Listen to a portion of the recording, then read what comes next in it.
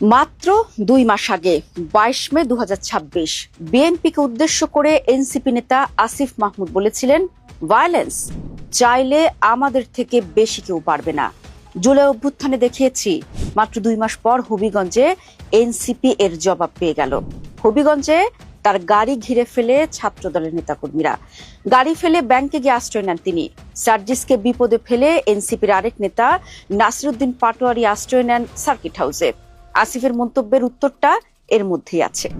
আসিফ মাহমুদ ২৪ জুলাইয়ের কথা বলেছেন, কিন্তু তিনি ভুলে গেছেন ২৪ আর ২৬ এক নয়। ২৪ দেশের সব মানুষ আন্দোলনে নেমেছিল একটা ফ্যাসিবাদী শাসনের অবসানের জন্য। সেই ফ্যাসিস্ট সরকার যেখানে নেই, সেখানে তারা আজ কেন আবার আসিফের ডাকে রাস্তায় নামবে? আসিফের নিজের দলেই তো সেই ঐক্য নেই। জুলাইয়ের মাস্টারমাইন্ড নামে পরিচিত মাহফুজ আলম আলাদা প্রতিষ্ঠান খুলেছেন অল্টারনেটিভস নামে। তাদের সাথে থাকা প্রগতিশীলরা আলাদা সংগঠন করেছেন এনপিএ নামে। অন্যদের কথা আর কি বলবো? স্বয়ং নাসিরউদ্দিন পাটোয়ারি বিপদের মুখে সার্জিস আলমকে ফেলে রেখে একা একা সার্কিট হাউসে গিয়ে আশ্রয় নিলেন। ঠিক ২ মাস আগেও একই ঘটনা ঝিনাইদহে, সেখানেও একই প্যাটার্ন। সমাবেশে বিএনপির বিরুদ্ধে উস্কানিমূলক বক্তব্য, এরপর হামলা। ঝিনাইদহের স্ক্রিপ্টটাই হবিগঞ্জে কপি পেস্ট হয়েছে। এনসিপির উপর এই হামলা শুরু আজ থেকে নয়। ২০২৫ সালের ৪ মে গাজীপুরে হাসনাত আবদুল্লাহর গাড়িতে হামলা হয়। ২০২৫ সালের ৩ জুন বেনাপোলে হামলা হয় নাসিরউদ্দিনের উপর। ২০২৫ সালের ১৬ জুলাই গোপালগঞ্জে এনসিপির প্রায় সব নেতাই আর্মির এপিসিতে করে আত্মরক্ষা করেন। ২০২৫ সালের ২০ অক্টোবর বগুড়ায় সার্জিসের উপর হামলা হয়। আর এখন ২০২৬ সালের মে মাসে ঝিনাইদহ আর জুলাই মাসে হবিগঞ্জ। মানে প্রতি ২-৩ মাস পর পর একই ঘটনা ঘটছে। এবার একটু পেছনে ফিরে তাকাই, এখানেই পাশার দান উল্টে যায়। ১৮ সেপ্টেম্বর ২০২৪ ঢাকা বিশ্ববিদ্যালয়ের ফজলুল হক মুসলিম হল। মানসিক ভারসাম্যহীন তোফাজ্জল হোসেনকে চোর সন্দেহে পিটিয়ে হত্যা করা হয়। একই রাতে জাহাঙ্গীরনগরে শামীম আহমেদকে পিটিয়ে হত্যা। তখন সারা দেশে প্রশ্ন উঠেছিল, যারা বৈষম্যের বিরুদ্ধে লড়াই করলো, যারা দ্বিতীয় স্বাধীনতার কথা বলছে, তারা কি করে একের পর এক পিটিয়ে মানুষ হত্যা করছে? তখনই এই ছাত্র তরুণরাই ছিলেন ক্ষমতার কাছাকাছি। নাহিদ আসিফ ছিলেন উপদেষ্টা। তখন তাদের বিরুদ্ধে অভিযোগ ছিল তারা আইন নিজের হাতে তুলে নিচ্ছেন। আইন ও সালিশ কেন্দ্র আস্ক বলছে ২০২৪ সালে মব সহিংসতায় নিহত ১২৮ জন, ২০২৫ সালে নিহত ১৯৭ জন।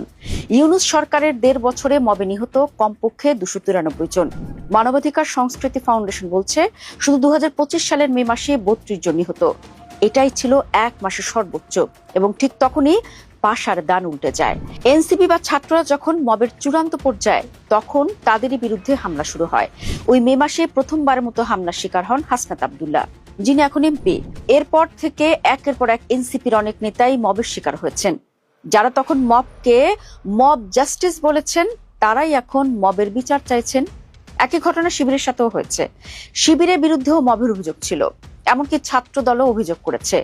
এখন শিবিরও মবের বিচার চাইছে। ইতিহাস খেলতে ভালোবাসে, শুধু খেলোয়াড় পাল্টে যায়। সে যাই হোক, যা বলছিলাম, আসিফ মাহমুদের কথা দিয়ে শুরু করেছিলাম। এনসিপি বলছে জুলাইয়ের মতো প্রতিরোধ গড়ে তুলবে, কিন্তু জুলাইয়ের মানুষরা তো সবাই এনসিপির সাথে নাই। মনে রাখা দরকার, এনসিপি জুলাই করেনি, এনসিপি জুলাইয়ের ফসল। সে কারণেই জুলাইয়ের আন্দোলনের মানুষরা এখন আর আগের মতো তাদের পাশে দাঁড়াচ্ছে না। কারণ ৩টা।